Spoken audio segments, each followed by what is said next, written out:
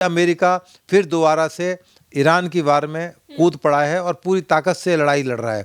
हालांकि उसको इतनी कामयाबी जितनी उम्मीद थी कि रातों रात वो जिस तरह से वेनेजुएला में कामयाबी हासिल कर लेगा, उस तरह की कामयाबी उसको यहाँ मिलती दिख नहीं रही है, क्योंकि जंग में और भी बहुत सारे फैक्टर्स हैं जो ईरान के साथ खड़े हुए हैं। देखिए, अमेरिका एक सुपर पावर है, तो लड़ाई लंबी चल सकती है। उम्मीद पहले तो ये लग रहा था कि शायद एक छुटपुट वार के रूप में ख़त्म हो जाएगी, परंतु जिस तरह आपने देखा यूक्रेन और रशिया के अंदर सालों से वार चल रही है और कई जगह ऐसी वार चल रही है जो अनएंडिंग है, कभी ख़त्म होने वाली नहीं है। जिस तरह से ईरान एक हमारे अच्छा एक संबंध थे उसके साथ में, हमारा ऑयल का बहुत सारा एक्सपोर्ट था, बल्कि कहें तो ईरान की बहुत बड़ी इकोनॉमी भारत के सारे चलती है, क्योंकि उनका तेल हम खरीदते हैं। यदि हिंदुस्तान तेल खरीदना बंद कर दे तो वहाँ की इकोनॉमी हिल जाएगी और पूरा देश अस्त व्यस्त हो जाएगा, क्योंकि वो केवल पहाड़ हैं और केवल जो केसर की खेती करके कब तक वो अपना गुजारा कर सकते हैं। तो बर्बादी के कगार पर है ईरान।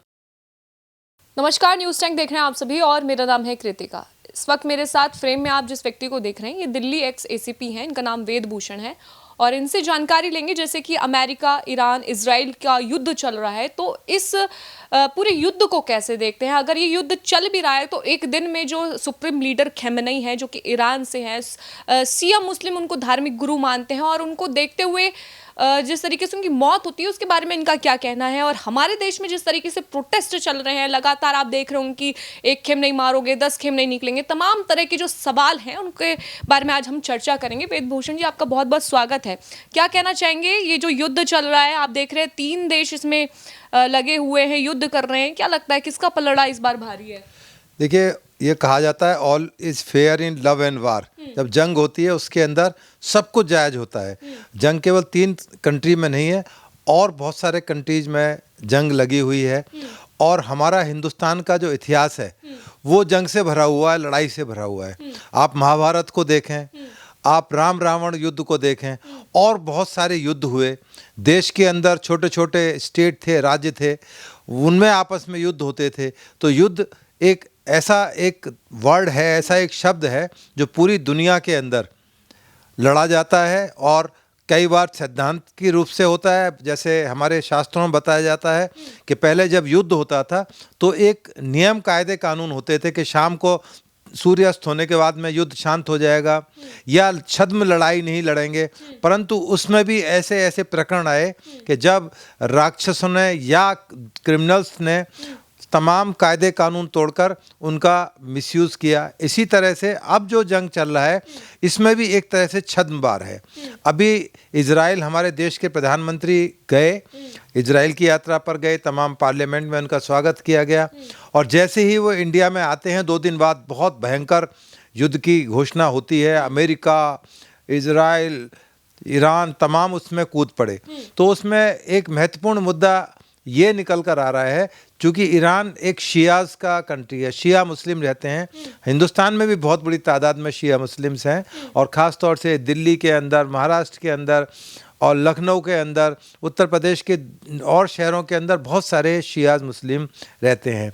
और शिया मुस्लिम के बारे में माना जाता है कि ये सुन्नीज़ के मुकाबले में ज़्यादा सोफिस्टिकेटेड हैं, पढ़े लिखे हैं, धर्म को ज़्यादा मानते हैं, इज्जत की जाती है महिलाओं की। परंतु जो खमेनी, जिनके बारे में, अली खमेनी के बारे में है, उनके लिए तो बहुत सारी तरह की किंवदंतियाँ हैं। 36 साल तक उन्होंने पूरा ईरान को जकड़ कर रखा। वहाँ पर जिस तरह से महिलाओं के साथ शोषण किया गया, वो घर की 4 दीवारी में कैद, और वो भी बुर्का और ऐसा हिजाब और खिजाब लगाए गए कि उनको बाहर की दुनिया देखने भी मयसर नहीं थी। आप मानते हैं कि महिलाओं को वहाँ पर दबाया गया? महिलाओं को दबाया गया। जो अपनी बात पुरुष रखना चाहते थे, कोई पॉलिटिकल पार्टी उन्होंने वहाँ डेवलप नहीं होने दी। जो वहाँ के राजा थे पहलवी, उनको देश निकाला है, आज वो अमेरिका में रहते हैं। उनकी जो लड़कियां हैं, आप उनका पहनावा देखें तो बिल्कुल वेस्टर्न कल्चर में है। 78 तक ईरान भी एक बहुत बड़ा डेवलप कंट्री था। पूरी यूरोपियन कल्चर, खाना पीना, लड़की उन्मुक्त व्यवहार कर रही है, तमाम समाज आगे बढ़ रहा है। परंतु जैसे ही अली खमेनी वहाँ का शासक बने उन्होंने क्रूरताओं की तमाम सीमाएं हद कर दी। कोई उनके खिलाफ बोल नहीं सकता था, जो वो चाहते थे वो कर सकते थे। उन्होंने अपनी एक तरह से फौज तैयार कर दी, IRGC के नाम से जो फौज थी वो उनकी अपनी एक तरह से फौज तैयार कर दी थी। और पूरे मिडिल ईस्ट के अंदर जिस तरह से हमास, हिजबुल्लाह और तमाम तरह के संगठन थे वो कहीं ना कहीं उनके उससे लिंक पाए गए। इसी वजह से अमेरिका और ईरान के बीच में ठन गई, क्योंकि न्यूक्लियर वार भी एक बहुत बड़ा मसला था। ईरान पीछे हटने को तैयार नहीं था, वो न्यूक्लियर वेपन्स बनाने के लिए जिद पर अड़ा हुआ था। अमेरिका चाहता था कि इस तरह की वेपन्स ना बने जिससे कि बर्बादी हो सके।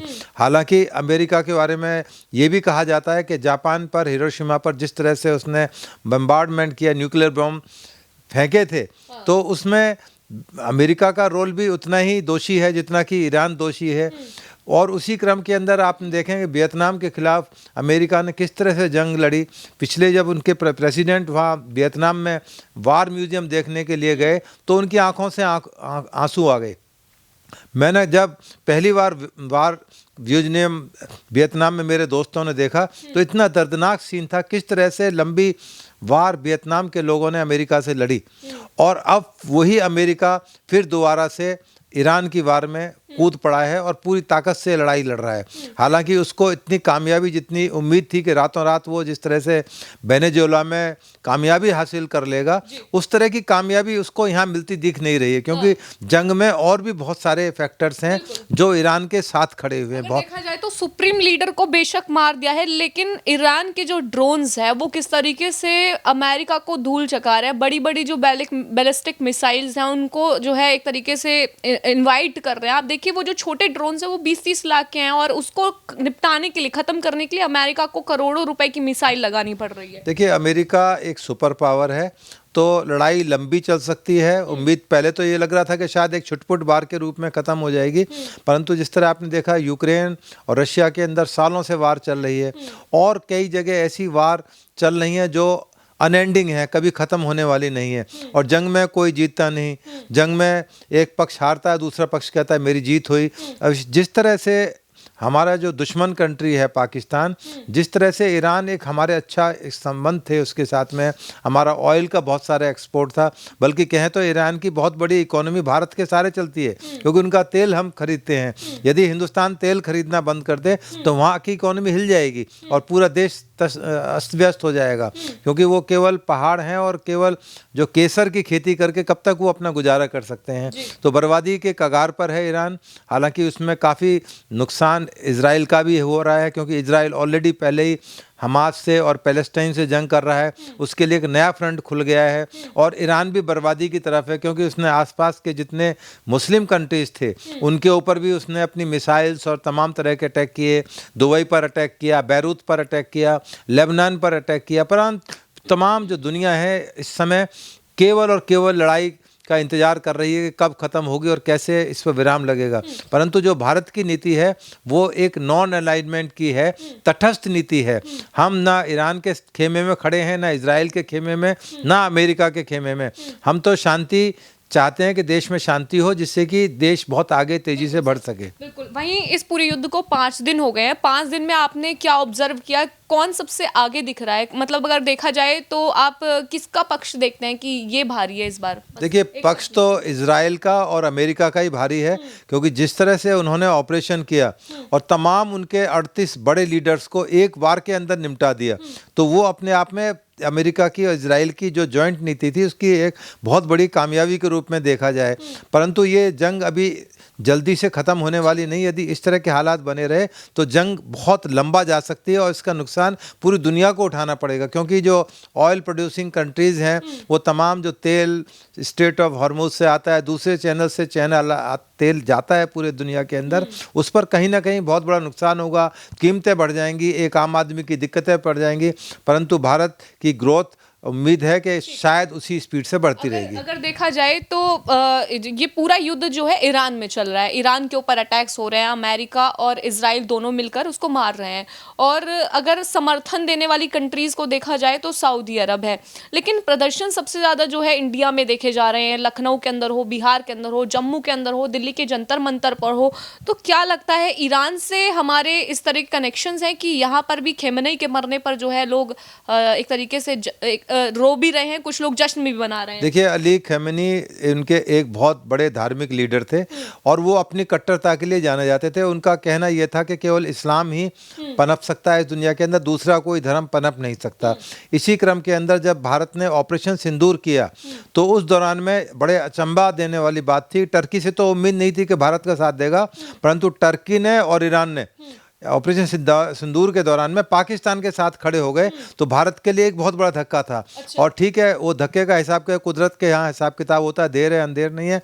अब उनको उस करनी का हिसाब किताब देना पड़ रहा है। अमेरिका और इजराइल इकट्ठे होकर उनको धूल की चटाने पे लगे हुए हैं। उनके लड़के ने कोशिश की है कि उसको बनाया जाए, राष्ट्रपति हुआ बना दिया, पावर सारी उसको दे दिया है, परंतु अमेरिका ने कहा है कि हम उसको भी खत्म कर देंगे। तो वो बर्बादी की तरफ एक जा रहा है ईरान पूरा। जब हम प्रदर्शन में जाते हैं, लोगों से बातचीत करते हैं, वो तो कह रहे हैं कि उन्होंने इंदिरा गांधी के टाइम पर, यानी कि ईरान ने भारत का सपोर्ट किया, भारत के प्रधानमंत्री को आगे आकर के जो है बातचीत करनी चाहिए, इस युद्ध को खत्म करना चाहिए। तो क्या लगता है भारत को क्या करना चाहिए? देखिए, भारत की जो नीति है वेट एंड वॉच की है, क्योंकि जितना ईरान में टोटल पॉपुलेशन है उससे डबल से भी ज़्यादा है मुस्लिम इंडिया के अंदर रहते हैं, बल्कि दुनिया में लार्जेस्ट जो पॉपुलेशन मुस्लिम्स की वो इंडिया के अंदर है। तो इंडिया में भी बहुत सारे खेमे हैं, एक तरफ शियाज का खेमा है, एक तरफ सुन्नीस का खेमा है, एक तरफ ऐसे बेतु के लोगों का खेमा है जो ना इधर है ना उधर है। वो अपने हिसाब से राजनीतिक रोटियां सेकते हैं, वो अपनी राजनीति के हिसाब से बात करते हैं कि किस तरह से मुसलमानों को खुश करना है, देश के मुसलमानों को। तो इसमें बड़ा एक परप्लेक्स सिचुएशन है, बड़ी कठिन एक जटिल समस्या है भारत के लिए कि किस तरफ जाएं। तो परंतु भारत सरकार का जो अभी तक रुख है बिल्कुल शांतपूर्ण रहा है कि हम लोग चाहते हैं कि भाई शांतिपूर्ण तरीके से देखें कि व्हाट इज गोइंग ऑन, किस बार किस तरफ जाएगी। और ये तो बिल्कुल क्लियर हो चुका है कि ईरान ने जिस तरह से पाकिस्तान का एक साथ दिया ऑपरेशन सिंदूर के दौरान में, वो वाकई में हिंदुस्तान के लिए एक बहुत तेज झटका था, परंतु उस झटके का हिसाब किताब अमेरिका और इजराइल ने उसको बराबर कर दिया, न्यूट्रलाइज कर दिया है। वही जो हमारे देश का विपक्ष है, राहुल गांधी कह रहे हैं कि भारत ने तो धोखा कर दिया है ईरान के साथ। ना तो खेमनी के मरने पर जो है मोदी जी ने दुख जताया, पूरा विपक्ष कह रहा है कि बताइए दुख हम जता रहे हैं, लेकिन मोदी जी चुप क्यों हैं? किस बात का डर है मोदी जी को? दुख तो क्यों करा जाए, वो तो एक तरह से राक्षसी प्रवृत्ति का आदमी था। कोई डेमोक्रेटिक कंट्री नहीं, कोई इलेक्शन नहीं, कोई दूसरे पक्ष की सुननी नहीं। उनके जो असल जो हकदार थे, राजा थे, प्रिंसली स्टेट के मालिक थे, वो तो अमेरिका में निर्वासन की जिंदगी जी रहे हैं। तो कहीं ना कहीं तो हिसाब किताब देना पड़ता है। अब उनको हिसाब किताब देना पड़ा, उनकी मौत हुई, बल्कि उनके जो पुत्र जो 56 साल के जो उनके बाद लाने की बात हो रही है, उनको भी खतरा है कि कहीं अमेरिका उनको निपटा ना दे। तो अभी जंग चली रही है, देखते हैं आगे आगे होता है क्या। अखिलेश यादव और ये कह रहे हैं कि इन्होंने तो मतलब जो बीजेपी सरकार है, इन्होंने तो घिग्गी बांध लिया, मतलब चुप बैठ गए हैं, कुछ बोलना नहीं है, देख रहे हैं, ना पक्ष ले रहे हैं, ना समझौता करवा रहे हैं। किस बात का डर है?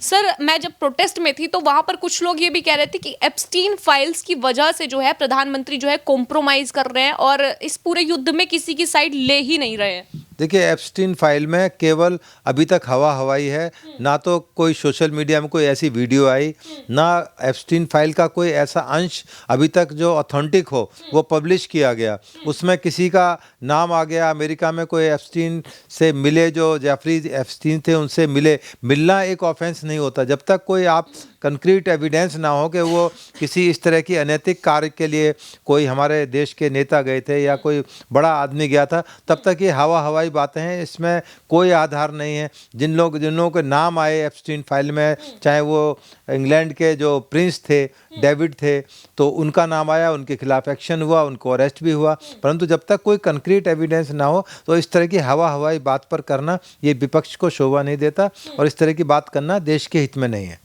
अगर बात करें इंडिया ओशियन की, तो जहां पर आज देख रहे थे हम लोग कि जो वॉरशिप था वो जा रहा था। अभी हमने अपने घर पे ही जो है न्योता दिया था ईरानी जो रक्षा बल है कि किस तरीके से वॉर टाइम पर जो है सिचुएशन को संभालते हैं। परेड भी हो रही थी विशाखापट्टनम में।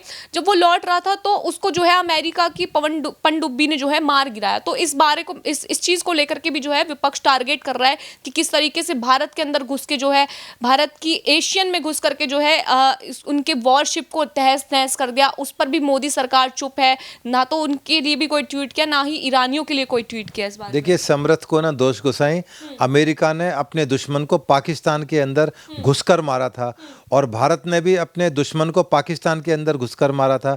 तो ये तो जंग के अंदर एक कवायद है, एक नीति है, एक कूटनीति है कि कौन किस तरह से अपनी जंग को जीतने के लिए कोशिश करता है। तो अमेरिका ने भी अपने इंटरेस्ट में किया था, हमने भी अपने इंटरेस्ट में पाकिस्तान में जाकर अटैक किया, उनको नेस्तनाबूद किया। ऑपरेशन सिंदूर के दौरान में पूरी दुनिया ने देखा किस तरह से उनके जो टेररिस्ट कैंप्स थे, उनके जो एयर बेस थे, उनको हिंदुस्तान ने उड़ा दिया, रातों रात उड़ा दिया, सेकंडों मिनटों के अंदर उड़ा दिया। तो ये तमाम एक कूटनीति की बातें हैं और ये जंग पूरी दुनिया का एक हिस्सा रही है। पूरे कंट्रीज़, पूरे वर्ल्ड इससे अफेक्टेड है। बहुत सारे कंट्रीज़ में अभी भी वार चल रही है।